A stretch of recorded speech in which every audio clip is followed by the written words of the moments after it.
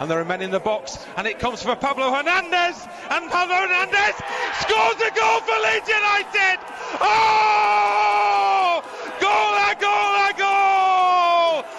Yeboah, on he goes. Oh! Even by his standards, breathtakingly brilliant. Hang on a minute, here's Howson, can he win it? Yes he can! Leeds United are on their way to Wembley! Johnny Howson again! And the ball's over Brown, and this is Beckford, he just ran away from him, but he'll still get a strike in and goal! And score at the Stretford end for Leeds United! And it doesn't get any better than that for a Leeds centre-forward. Good ball, Becchio well placed!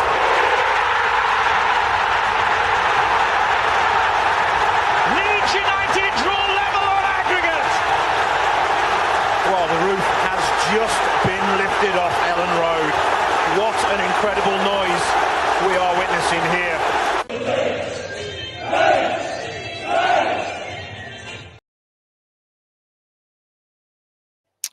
Well, hello everybody, you're very welcome back to LeedsBros for your match preview. Leeds United head to the City Ground this Sunday at 2 o'clock in a massive game for Leeds United. We're here to break it all down. We're going to run through the latest team news from Daniel Farke's press conference. Then we're going to run through opposition fact foil and our recent head-to-head with Nottingham Forest. And then towards the end of the show, we'll give our score predictions, of course. As always, guys, please make sure you're dropping a like on the video. Give it a hype as well. And, of course, if you're new here, hit that subscribe button as well. Make sure you're getting your comments in as well, guys, and let us know how you're feeling ahead of this trip to Forest. Massive game for Leeds United, obviously off the back of a 3-0 loss to Brighton in our last outing and a very poor performance. So can the Whites turn it around? Before we get into it, Dylan, how are you, buddy? Happy Friday. That sounded so good the way you said that, you know that? Happy Friday, that's correct. Sorry, the headphones are acting up. Yeah, I'm delighted. I'm just delighted this weekend. You know yourself, work just drags in, but the Whites are back on Sunday. Lovely to talk to all you lovely people, including yourself, Darren. And then, yeah, I might have a few cans after this. You know yourself, it's Friday night, like it's Friday night. Why not? Let's say hello to a couple of people in the building. Marching on with Sean is here. He says, all right, my fellow Irish legends, how are you, pal? Make sure you go across and share the love with Sean. Has his own YouTube channel. Russ is here. He said, good evening, gents. You're the gent. Thanks very much for popping in on your Friday evening, pal. Ellen Back is here as well. He says, evening, lads. Evening, buddy. Martin Omachon says, Becchio played well. I remember jumping around my gaff with my brother. Great moment. Yeah, I love like all that old school kind of commentary and great moments for Leeds United. And it kind of gets me hyped before the show. And I hope it gets you guys hyped as well. Really good memories at Leeds United. So try and bring it all back. There was so many to choose from as well. And I was like, what ones kind of stand out? But I might change it in a couple of weeks and get like Luke Galen's one and all in to keep it all fresh and keep it going. He's even got the ponytail out. Dylan, let's get into obviously the main takes on Daniel Farke's press conference. We won't go through all the nitty-gritty and everything that he said because I'm sure everybody's listening. We'll just go through the team news. So obviously a bit of news on Dominic Calvert-Lewin. There was a bit of a worry after he came off against Brighton, but Daniel Farke has given us an update. He says Calvert-Lewin has a little adductor strain. It will be a late decision whether he travels. Little question mark around Borneo. He got a hit to his MCL. All the others should be ready to go. And then obviously the main one that we're all thinking about as well is Willie Gnonto. So Willie Gnonto has been back in team training. See him growing each and every day. He's available for selection, and we'll see if it's enough for him to be involved in this game or 100% after the break. So obviously, fingers crossed, Dylan. Hopefully, Calvert-Lewin is okay. He did put out on his Instagram about an hour or so after the press conference of him running around the training and just a running emoji. So fingers crossed it isn't too bad. Farke said he hasn't trained all week, and then Calvert-Lewin puts up pictures of a trainer. So I'm not too sure. We'll have to see how it goes, but hopefully he is available. And obviously Willie Gnonto as well, Dylan. So let's hope we have a fully fit squad. Obviously, look at Borneo, the MCL injury. Not really a big miss at the minute because he hasn't played much for Leeds United, but obviously not nice seeing any Leeds player getting injured. But, Dillo, your thoughts on the Calvert-Lewin one? Yeah, look, you know, kind of a banging the drum saying, you know, I want change. I want someone else to go up top. It's not necessarily saying that I don't want DCL to start. I think he brings what he brings to the team. You know, obviously his hold-up play and the way he can knock it down and bring players into play. You know, and I think that's our main, what would you say, our main strength going forward.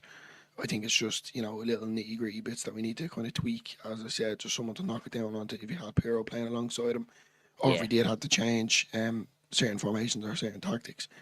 But yeah, look, I'm interested to see what he is going to do if DCL isn't able to even get on at all. You know, that kind of way, because he did obviously mention it's a late decision, and when usually 9 times out of 10 when he does say that, it doesn't happen. But then, as you said, there DCL posting photos. Well, look, in fairness, when we obviously heard last week the Willie Nanto one that it was a fully fit squad and he was back training, we all thought he was going to be in the squad and he wasn't. So you'd expect him, if he just about missed out on the squad against Brighton, you'd expect him to be in the squad for this game, Dylan. Look, not from the start. I think it's well too early from the start. And straight after this match preview, I'm going to go and record my starting 11 show as well. So make sure you check that out. That's going to be out first thing tomorrow morning as well. So my lineup in that is a little bit interesting as well.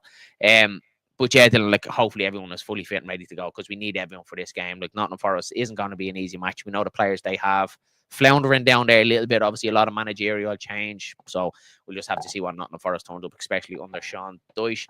Let's get into a couple of the comments before we move into opposition fact foil. Alan Back says, do you think Fark is getting the most out of these players? I think some games he is, some games he's not. I think it's clear and obvious to see with Fark that he has his flaws. I don't want to say that because after a show we done the other night, we were getting absolutely banished as Fark lovers and we want Fark in and all this kind of sort of thing. And I thought me and Dylan were very well balanced in that show. We gave two sides of why Fark should stay and why Fark should go, and we're very much on defense about it. But yeah, going back to your comment, buddy, I do think it very much depends on the game state and our opposition. I think when teams come out and try and play football against us, I think that's when you see the best of Leeds United. When you get teams that want to be a little bit more so-called anti-football and sit in and frustrate us, I think that's when Daniel Farke's football falls down a little bit, and with no kind of real plan B, then we don't really seem to be able to break teams down. I think the prime example of that is Burnley away from home as well, isn't it? And they were hitting us and we had no way to get through them. So I think some matches he is and some matches he's not. But I think that's just the norm, though, for any players, for any team or any league. It's simply down to, at the end of the day, they're just normal human beings, and whatever goes on in their life, whatever they're feeling, it could be carrying a knock, but I want to say it to him. It could be an intimidating manager. You just don't know. What I will say, though, is he's obviously getting to some players. Examples there, you could say Longstaff, Tanaka. Let's be honest, DCL, Pirro last season. So, like, he has a way. I know what you're saying. Even DJ as well, Dylan. There's no denying he's improved DJ as well. Firpo was a big one. I think injuries itself is really the main stepping stone here of why we're in this kind of negative. I'm not going to go into it, but this negative stuff about Fark at the minute. We're not going to talk too much about Fark. We made a pact tonight, Dylan. We're not going to talk too much about Daniel Fark. I think he expects more of the players, though. I think a manager always does. Philip is here as well. It says, "Are you too sexy looking at?" Cheers for that, pal. Thanks very much. I don't know about that. My missus had fallen off the chair when he said that. Philip says, "Just join and smash the like for you boys. Cheers, buddy. Really appreciate the support as always from you, pal. Absolutely love it. Been here from the start." Is our Philip? No, Ellen back. The only player improved under Fark is Dan James for me. I don't know. I'm not getting into it. Right, let's move on to opposition fact foil, Dylan. Let's take a little bit of a look at Nottingham Forest. So the record so far this season, they only have 1 win this season, 3 draws and 6 losses, totaling 6 points altogether. The home record is where they're picking up their points mostly. 1 win at home, 1 draw and 3 losses at home. So they are acceptable at home as well, and that's where Leeds United can get at them. Goal so far this season is 7 goals scored, 19 goals conceded, and a goal grade of -12. So they're not conceding many goals and they are shipping goals. But Leeds United's record is very similar to that as well. We're not scoring a lot of goals and we are starting to ship a few now as well. They do sit 19th in the Premier League table. They will be hot on our heels, only 4 points behind us. And one to watch for this game is Elliot Anderson. Now, it's a 50-50 chance whether he's going to start this game. Sean Dyche said that he is carrying a couple of injuries, but if he does start, he's definitely a player that Leeds United need to look out for. Dylan, very, very good in that midfield. Obviously from Newcastle United, good player. There's talks of Manchester United looking at him and a host of clubs interested in Elliot Anderson. I'd love him at Leeds United. But they have a lot of players still in that squad that Leeds United need to look out for. Morgan Gibbs-White, Callum Hudson-Odoi, Chris Wood, who's supposedly going to be back for this game. We'll have to see how that one goes as well. So they have a lot of players. Nico Williams is arguably been their best player this season. Yeah. So they have a lot of talent in that squad, Dylan. Even though they're down there 19th in the table, they have players that can hurt us. They've been through 2 managers already. I think that's you could say the downfall of them at the minute. Obviously with Deutsch coming in now, if he's able to turn it around, and I think he will. To be fair, I can't see Forest being in the bottom three towards the end of the season. You know, you go back to what we seen last year with them. I know different circumstances. Obviously, they made it to Europe. They're doing well in Europe to hold it. You know, and you just don't know what way it's going to be. I think it'll take time for them, and I think this game came at a right time for Leeds and for Forest to kind of, you could say, it's definitely points for someone, whether it's a draw or whether it's a win.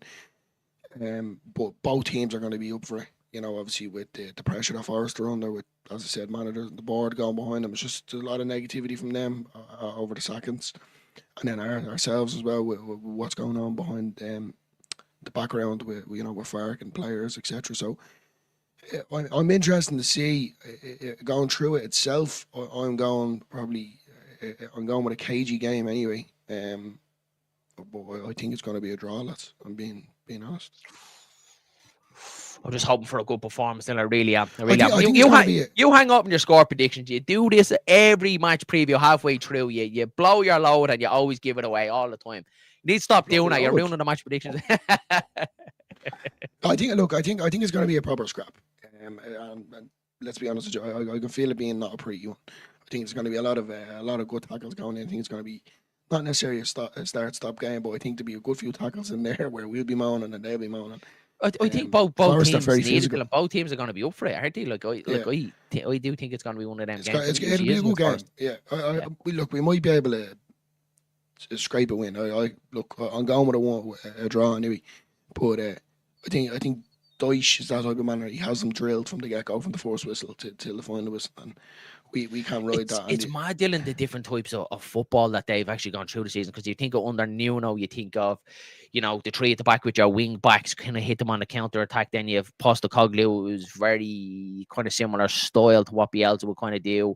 High pressing football on the attack. We try and outscore you sort of football, not exactly like Bielsa, but similar kind of way of going about it. And then you've got Sean Dyche, and the way he describes it is, it's long balls into the box, long throws, kick along, big man, small man, feed off the players and feed off the man and stuff like that. And look what he says, if that seems to be coming back into the Premier League now, as he described it in his first conference back. So skinny jeans, baggy jeans, these sort of things come in and out of favour and in and out of styles, don't they? And it's very much back in the Premier League this season.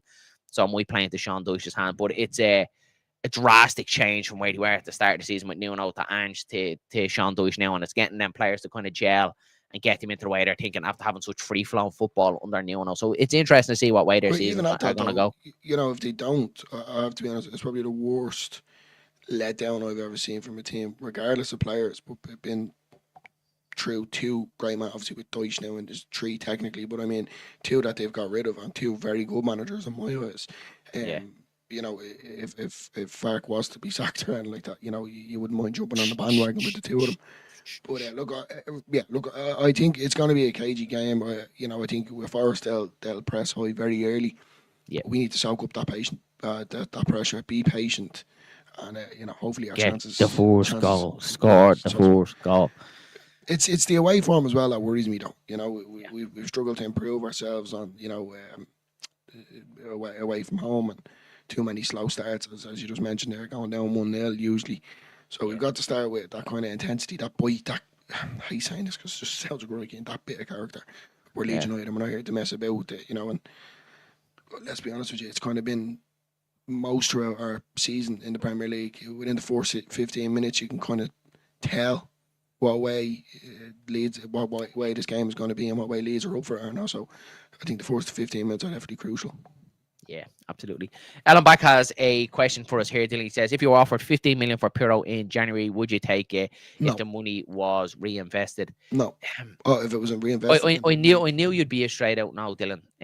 Maybe if it was reinvested.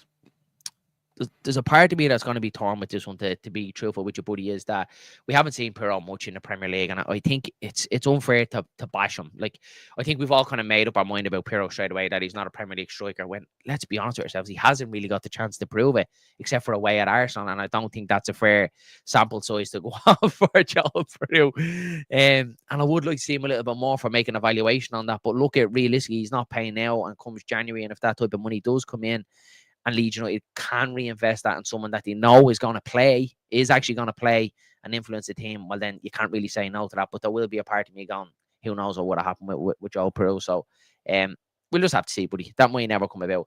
Alan Back says, Woody injured. I did hear he's injured, but there is a chance that he might make this game. I have heard. I was watching a couple of the Forest side of things, and there's a 50-50 chance that he could make this game. They're hopeful that he is going to be back. So we will have to see what sort of starting 11 is going to be out for them, because they do have a lot of injury niggles. So it's going to be interesting. It's going to be hard for Daniel Farke to figure out what starting 11 is going to start from Nottingham Forest. We know they have a host of players, but they have a lot of injuries as well. So we'll see. I think it will be the same starting 11 unless DCL is not fit, possibly. But yeah, you could see Mecha going in there, so it will be an interesting one whether Daniel Farke changes it up or whether he sticks with what he has. Right, Dillo, I think we'll get into the head-to-head then with Nottingham Forest, if this thing wants to load for me.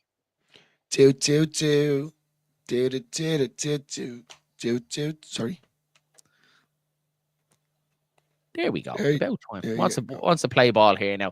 So this is the head-to-head with Nottingham Forest. So Leeds United and Nottingham Forest have met each other 62 times in all competitions since records began. Leeds United with 23 wins, Nottingham Forest with 19. The remaining 20 have ended in draws. Nottingham Forest are unbeaten in their last 13 top-flight home games against Leeds United, winning 6, drawing 7. And since a 2-0 loss in November 1971 under Matt Gillies. The recent encounters doesn't look too bad for Leeds United. We won't get to the City Ground side of it, but Leeds United did win 2-1 in April 23. Going back to February 23, Leeds United lost 1-0 at the City Ground, and then going back way back in that first season under Marcelo Bielsa, Leeds United did lose 2-0 at the City Ground. I think we all remember that well because of a certain Luke Aylan after the game did his post-match Dylan and was visibly upset. But Leeds United kicked on after that then, and it all turned out well to be. So not really, again, Dylan, similar to Brighton, not a very happy hunting ground for Leeds United going down to Nottingham Forest, but we have to change that this weekend. That's it. We have to change it. It's simple as that. We need to come out swinging.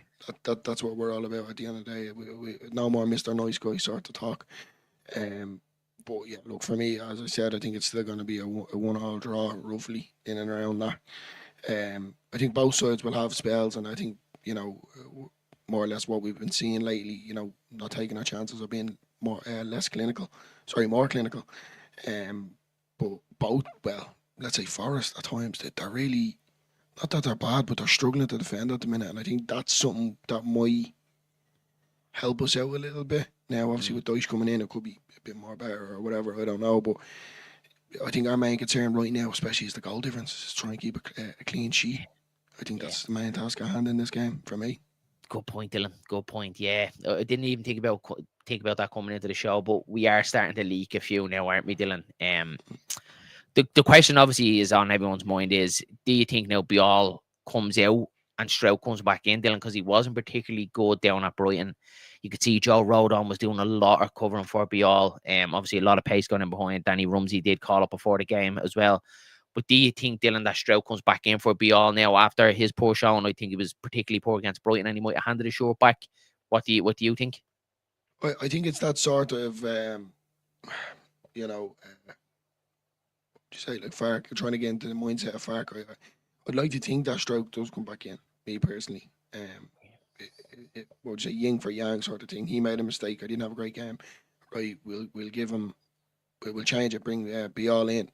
And Bial had an okay game against West Ham. As I said, West Ham were absolutely shit, so it didn't really cover for that. He just done his bit. I thought once or twice he was a bit sloppy. But then you move forward, and now against Brighton, he was very all over the place. So in my eyes, and if I was a manager and I was a coach, that would be an indication to me to bring Stroud back in. I can't see it happening though. I think he'll stick to his guns right now in a, to put his faith into him, and as well as that, was it £15 million spent on him? It's a bit annoying having to spend that money and leaving him on the bench. But on the other side of it is Stroke. Like we know what we get out of him. Yeah, and like here's obviously opposite from Sean, marching on with Sean, is saying keep Bial in for me. Pascal's a liability. I don't know. See, Bial looked a liability in the last game as well. So, it's a very 50-50 one for me. I can see ways of kind of putting him in and giving him a little bit of a run in this team because he hasn't got a fair crack of it. But the other side of it, I think his performance against Brighton was particularly poor. Dylan, and Rodon was being pulled all over the place trying to cover him. So if he does start this one, and it'd be interesting when the lineups come out. If he does start this game, I'll be keeping a particularly close eye on Hackett Bial. But he certainly needs a better performance than what we've seen at Brighton. Or he will be able to Leeds United's squad fairly easy, I'd say. Yeah. Look, we know what we get from Stroke, but we also know to a certain degree what we get out of Bial. And the two of them are, guilty of doing it is simply the passing sometimes. It's very laxy-daisy and it's not good enough for me. It's sloppy. We've seen it last year with Stroke. We've seen a bit of it as well this year. He gets pulled down, dragged an awful lot, and rode on to be there to save the day. I just think Stroke gets it a bit more, has that bit more experience behind him, obviously playing in the Premier League before, and he just gets Leeds United. He gets his team. He's here for so long, But at the same time, when you go back to it, 15 million for to sit on the bench, and it's obviously coming from the board as well, or fans. Obviously with Sean they're saying as well.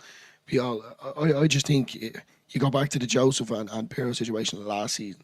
Whoever's at it gets their spot, and that's the way it should be for me. It's all about competition and rotation of the squad for me. And same thing again down. I hate saying it, but it's different horses for different courses.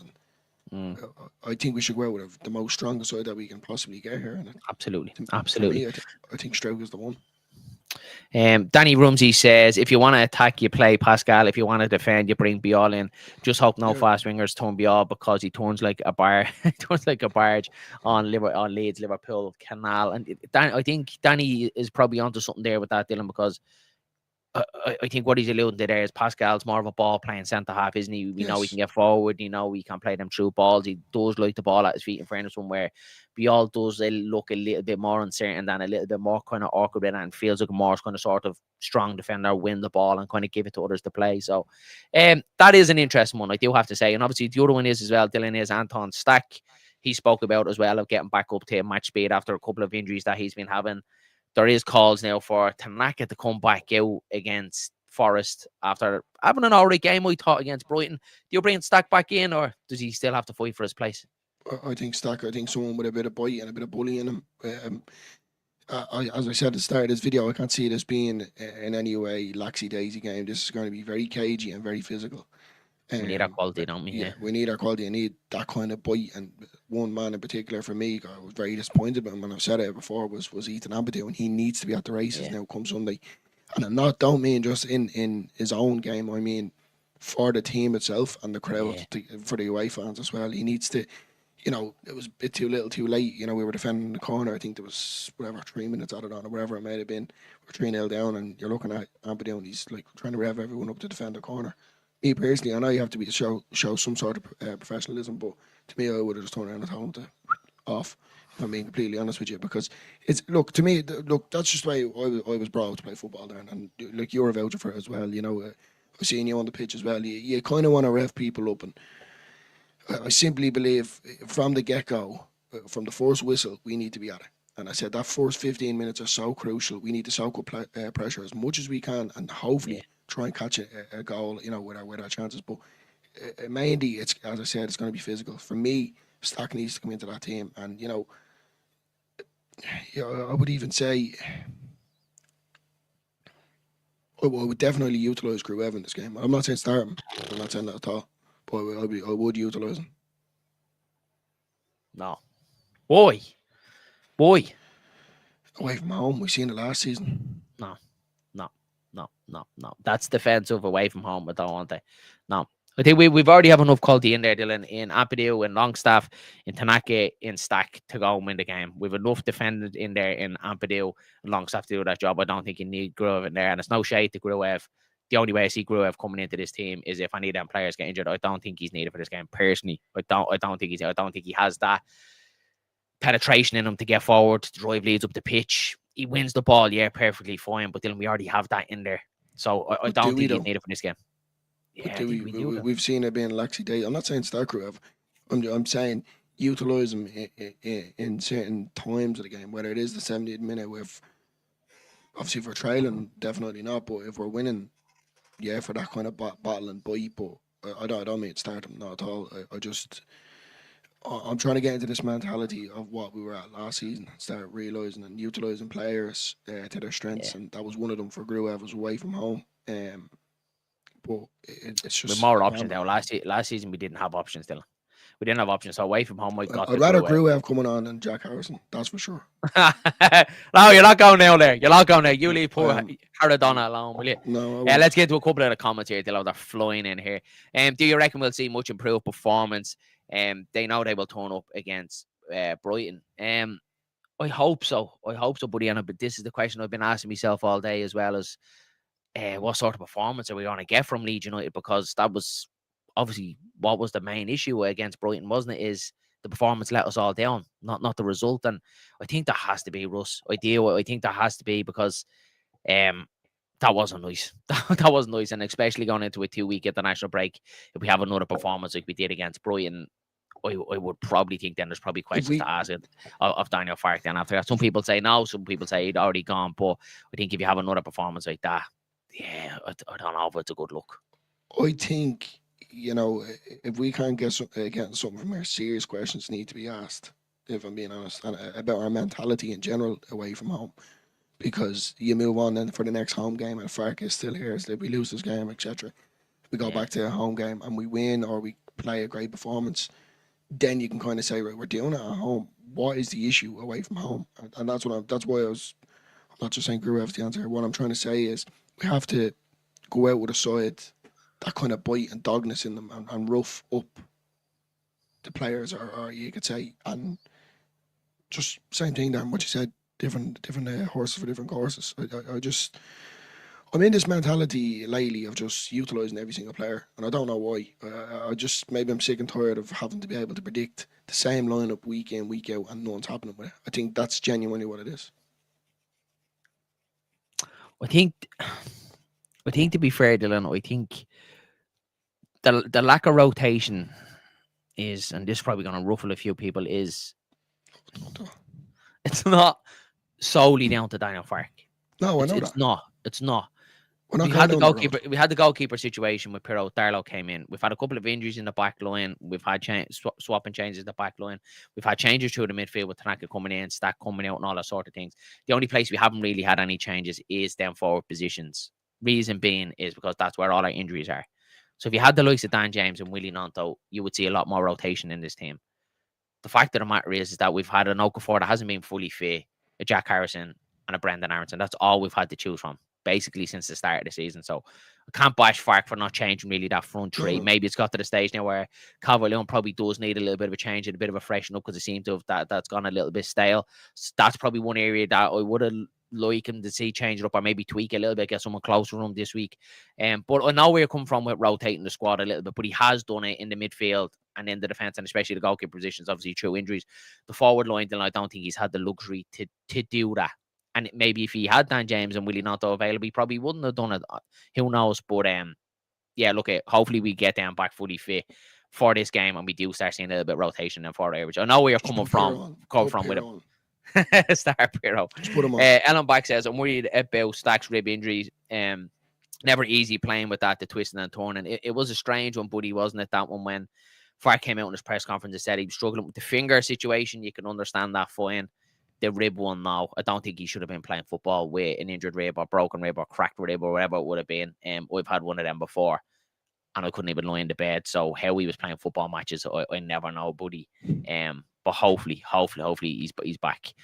Martian Amashon says Tanaka dropped sadly because I want us to go back to 4-2-3-1. Okafor is a 10, Pirro as a striker, and then Willie and James out wide. That would be a nice change, Sean. But look, let's call a spade. Farke, it just ain't going to do it.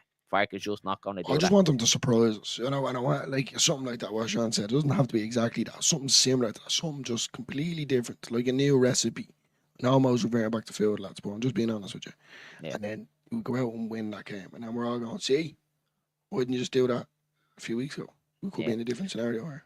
Richard Hogan here says, for Sunday, I would go with Bial and Stack. Gives us physicality that we probably don't get from Tanaka and Stroke. I think Tanaka gives us something from the bench. Yeah, he gives us that little bit more keep the ball rather than against the physical side. So we do agree with that somewhat, Richard, and fair point. Fair point. If Nonto was fit, I'd start him. He can rest during the 2-week international break again. Yeah, I would be in the same thinking as well. Can we get him on the pitch? Probably not from the start, buddy, because I don't think he's going to be match fit, and you'd probably see him fade fairly early. So maybe I'd like to see him come on in the last, 20, 25 minutes to try and impact the game if that's what we need. But particularly Dan James, the situation with Dan James is I'm just like, is he fit? Is he not fit? Is he able to play football anymore? Like, what's the issue? He's been on the bench. He's only getting charity minutes, and we're not really hearing that. And it was a question that I kind of wanted to be asked in the press conference today: is what is going on with Dan James? We're only seeing him getting a couple of minutes here and there, and a shadow of the player that we've seen last season in the Championship, Dylan. So that is one that has my head racked a little bit. Of course, he was absolutely phenomenal last season. Every game that he played, I think it was the one in particular. Was, I don't know why this game always comes up, but the Sheffield Wednesday game, with the Pie fella where he fell over the Horden. Dan James was electric in that. Bogle as well. I think that's where I really started to notice Bogle and why we signed him. And you just kind of you want to see that, and it's hard because every single time that he gets to the Premier League, it's kind of like, can he do it? Can he do it? Can he do it? And I want him to do it. I really want him to do it. He doesn't have to be absolutely out of this world sort of stuff. Just do the basics, and the running, even the running down at times. And you've said it off camera, and certain people have said it as well. He's not doing his full running. Yeah, he's holding back a little bit. He's holding back. Yeah. I don't know if it's a mental block, anxiety about being. He used to just sprint for every ball, even when he knew he couldn't get it. He put the pressure on. Now he's like, even when he's running to the ball, he's not really putting the afterburners on. So I agree with you, Dylan. There's definitely something more with Dan James there. That's not being told. There's more that meets the eye. Matt Lee, it says, a part of me doesn't want this game to happen. I can only imagine the reaction if we lose, even if we are unlucky and play well. Yeah, buddy. I get that. I get that. And probably all Leeds fans get that. Realistically, deep down, we all probably get that as well. Now, you're going to have a select few that secretly, deep down, will take a little bit of joy in Leeds losing this game and getting bashed just to banish Fark with it, where I'm just not like that. I want Leeds United to win football matches. So, yeah, I get where you come from with that. No team has a good record away from home. Yeah. What do you say? Here we go. Tough shit again, Danny. The God shot. Them two boys are always ahead. Always have each other. Don't run of fixtures against Villa, Man City, Chelsea, Liverpool. How many points can you see? I don't know, buddy. I think it's tough, isn't it? I think I'll call these out as they are. I think we draw against Villa. I think we'll lose against City. I think we'll win against Chelsea. I think we'll win against Liverpool. Yeah, I think City could be an absolute hiding for us. I think that could be a slap on at the 8 you had for that one. The Villa one, I looked at that, possibly, hopefully get at least a point out of that. But that Chelsea one midweek, and again, it's the Leeds United blinkers on here. Midweek at home, Chelsea under the lights, Elland Road. Jesus Christ, that would be unbelievable. We could beat Chelsea. And then the Liverpool one, Dylan, it just depends what Liverpool shows up. The ones that showed up a couple of weeks ago, we could definitely turn them over. It was the ones that showed up against Villa and Real Madrid. You're not going to turn them over, unfortunately, because they have all the quality. So it's very, very tough to call. Me hard just turn around and saying, nailed on 12 points. And then the other part of me saying 12 points lost. Yeah, I was just about to say that. Yeah, that's probably what will happen, to be honest with you. But look, you never know, lads. That's what this Premier League and football it is in general. So we'll just have to wait and see. It's certain form as well. Like, you just want players to kind of get that form back. I think Okafor is one. And obviously DJ, you could say as well. Tonto, look, this, as you said there, Darren, there's a lot of... You haven't got going yet, doesn't it? Feels like it's just real, like stuttering. Yeah, the hamster's just jogging around on the wheel. You want them that little bit more quicker. I'm a man of many words and talents. Okay. Abreu needs to show leadership on the pitch on Sunday, and I 100% agree with that one. I really do. He needs to be more of a leader on the pitch. Absolutely agree with that. Who was that said Yaka was slow? Don't really believe that. I think he's a little bit. He's not slow. He's just not quick either, isn't he? He's one of them in the middle. I think Deutsch is going to go under just as much pressure as to get a result as Farke. I made a complete mess of that. I think Deutsch is going to be under just as much pressure to get a result as Farke is. Sorry about that, Skippy. I would think so too. Look at they're in a precarious position as well, down on 19. So absolutely, they're going to go hammer and tongs for a result as well. Why wouldn't they? I feel Mecha deserves more minutes to see if he is good enough. Only getting 5 minutes max in the games as well. You can say that a lot for few. You can say it for Piro. You can say it for Dan James. You can say it for a lot of people in this team as well, man. I agree with what Matt is saying there, but like we haven't seen enough of him to judge him, if that makes sense. Yeah. If you know what I mean. Like he scored a goal against Everton, and I know Fark made a comment about that, but it was like a penalty. Relax. He just scored a penalty. Like that was all. Like he didn't do anything wonders. He just put the ball in the back of the net. That's expected to do. Philip Anderson says it's mad how some fans think that they are faster than Yaka. I'll give him a race. It's so true though. And then we look at them and go, he's slow, and most of us can't even get off the couch to stick the kettle on. Get the ribs taken out, Marilyn Manson vibes. Honest to God, John. Honest to God. Aidan McKenna says if Forest beat us, it could be Fark's last game. 49ers can't afford to get us relegated. Yeah, I agree, buddy, 100%. Yeah, it could very well be. And as I said, going into the international break, the 49ers will have a decision to make if we lose and another poor performance at Brighton. I think if he wins, and even if he gets a draw, his job is probably safe until after the international break, and then it rolls on to them very tough fixtures, and then, you know, who knows what happens after that. So we just have to hang on to our jocks and see how the next couple of weeks goes, because it's certainly going to be absolutely bumpy, as it always is for Leeds United. Football is a crazy game, and crazy things happen. Look at us when we first got promoted. We beat some of the big teams. Absolutely, Philip. Absolutely, Philip. And I always try to err on the side of being more positive than negative. And of course, at times, it gets on top of you, because this is Leeds United. But I don't think it's as bad as what people are making out to be. Personally, I know some people think it's over, it's done, we're dead and buried, and we're already getting relegated. We're only 4 points off 10th, 4 points off the relegation zone as well. So I don't think it's all that bad. If we can put a win together at Forest and possibly beat Villa, and things are looking very, very rosy, aren't they? So it's yeah, I think you're right. It's a crazy game, and mad things can happen. It's still early. I think regardless if you were down in the bottom three, even now, if you're Wolves or West Ham or even Forest, you know. It could be worse, is what I'm trying to say. But yeah, you know, a win or a draw here will bring us back up the table. Like it's so tight in the table at the minute, from say 10th down. That, like, well, you look at them three ahead of us, Dylan, with Villa just ahead of us, Everton and Newcastle only just a point ahead of us as well. So I don't think it's as bad as what people are making it out to be. And I know the slide has been there the last couple of weeks, but look, I hope we can put a halt to it. Who knows? I'd love to be able to tell the future. Dylan, before we get into it, lads, please make sure you're dropping a like on it. Really does help us out. Loads of people in the building tonight. Make sure you're hitting that like button for us here. It really does help us out. Dylan, you've already given us that you think it's going to be a draw. So what's your score prediction? Riona. 1-1. This man to come on and score. That would be nice. That would be nice. I would take that. Nice. Get your score prediction. It'd be nice on my door with a set of flowers and a love heart as well. Oh, Joel. Yeah, absolutely. Get your score prediction in the comments below, guys. We'll call out as many as we can. We are where we are supposed to be in this league for me, says Danny. And Danny did say it. Danny said 17th would do him. And I think a lot of Leeds fans would take that and go again next season. Supporting Leeds United is the ultimate white knuckle ride, isn't it, Aidan? It absolutely. But I wouldn't have it any other way. Baron says that Ramazani could leave Valencia in January. Would you take him back? Yes. I would, but I don't think Fark would. I think something majorly went wrong there. Very similar to the Jed Spence situation. I think from the outside of it, haven't got inside gossip, but I think it looked particularly poor the way the situation was handled. So, if Fark is not here, you might see him come back and another manager taking him under his wing. So who knows? If he does come back and the board kind of, you know, Fark is still here, and I'm trying to get into the mindset of Ramazani here. And me personally, you'd want him to come back with that kind of fine ego in him, if that makes sense. You know, I'm not going to, you know, prove Fark wrong is what I'm trying to say. So, I know he's not doing well at the minute at Valencia, but if he does come back, you'd kind of want him to have that bit between his teeth and make an impact. Yeah. And I'd take him back in a second. Absolutely. Right, Dylan, let's go through these score predictions because we have a few coming in. Danny says 1-1, but I can't see 2-1 either way also.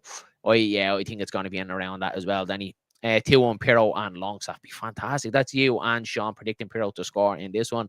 Arthur says, happy birthday, Willie Nonto. I do think it was the other day. 22. Only 22 years of age. You think he's a lot older than what he is. Willie Nontos is still plenty of time in his career. 2-1 to the White says Michael Brothers. Love to see that. It's close though. A lot of people are saying close. Sack Fire, keep Ramazani. Right, let Ramazani manage the team. Joel is all shook up. Yeah, Dylan. Yeah, I think you need to bring the Joel Perot back out, especially for the watch-alongs. I think you need him in there, Dylan. When he starts, the man does not be on the screen if he's not starting. It's as simple as that. Lads, we go back to the stat that he had. Was it against? If I'm not mistaken, was he the first player to score 4 goals since Mark Viduka? Yes. Yes. Well, at Elland Road. At Elland Road, because Ross McCormick scored 4 away to Charlton. There you go. You know, and he's top goal scorer for the championship last season. Let the boy cook, all right? Let him loose. Let him loose. Alan Back says 0-0. That is his score prediction. Sebastian is saying 4-1. 4-1 to Leeds. Jesus Christ, that would be absolutely amazing. 3-1 to Leeds, says Philip Anderson. Class, love to hear that, Philip. A lot of positivity. 3-1, happy days. Longstaff, Rodon, and Okafor. Love to hear it. Right, I'll go with mine. I do think it's going to be a tight. Go few of them tight, and then towards the end there, some people are saying Leeds United will get a nice, comfortable win. I do think it's going to be a tight game, Dylan. I think the first goal in this game is going to be so crucial. I think it's going to be so crucial, and I think it has to go to Leeds United. I think if Nottingham Forest go 1-0 up and Leeds chase the game, we could see ourselves opened up a little bit again. It's similar to like what happened to Brighton, and the onus is on us then to break them down, and they can get in behind us then at will. So I would love to see Leeds United get a nice early goal and let's see us grow into the game. So I'm gonna go 2-1 Leeds, Dylan. Hopefully Rodon gets another one because I'm liking that he's scoring goals at the minute. So hopefully he keep that one going.